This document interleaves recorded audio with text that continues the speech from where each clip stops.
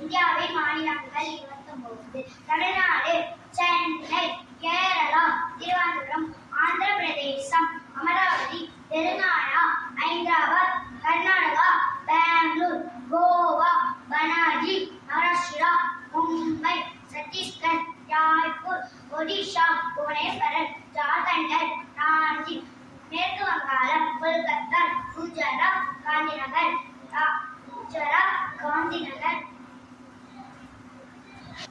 மத்திய பிரதேசம், போபால், ராஜஸ்தான், ஜெய்ப்பூர், மத்திய பிரதேசம், லக்னோ, பீகார், பாட்னா,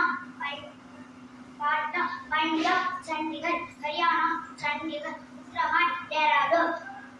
हिमाचल प्रदेश, शिमला, अरुणाचल प्रदेश, ईटानगर, सिक्किम, गैंगटॉक,